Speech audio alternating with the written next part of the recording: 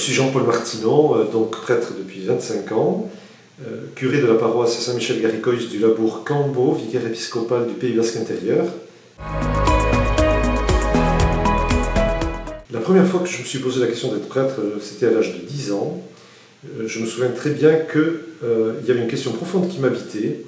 Je voyais autour de moi des gens qui étaient baptisés, donc chrétiens, et qui pourtant ne partaient jamais à la messe, puisque moi j'ai grandi dans une famille chrétienne du Pays Basque intérieur, où la foi faisait partie assez naturellement de la vie de la famille et de l'éducation, et où la messe du dimanche, eh bien, nous y allions.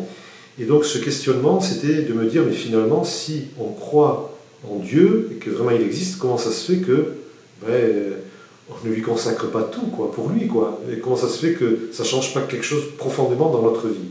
Vous voyez, ce questionnement, peut-être d'un choix un peu radical, d'une vie à la suite du Christ, je trouve son origine à cet âge-là.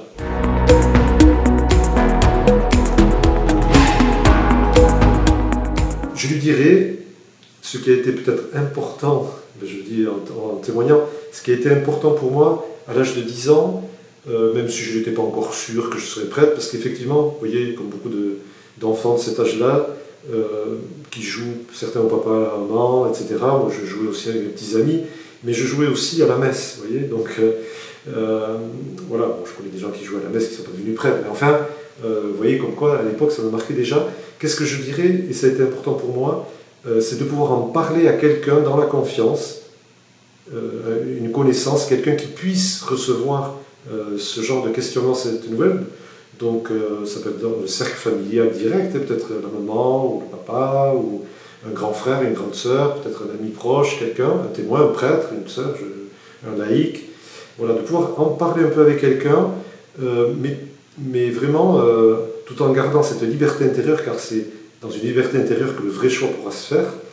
Et je crois que la personne à qui on en parle doit aussi permettre à l'enfant de garder, de grandir dans cette liberté, mais le fait de pouvoir en parler, et surtout, à un moment, si la question devient encore plus forte, de pouvoir trouver un lieu et des moyens pour discerner. Il y avait, moi, à mon époque, ça existait, un service des vocations, vers lequel j'avais été orienté. J'étais aussi dans une équipe du mouvement eucharistique des jeunes au sein de l'aumônerie du collège, et ce sont des lieux qui m'ont aidé à avancer dans une réflexion et dans un discernement.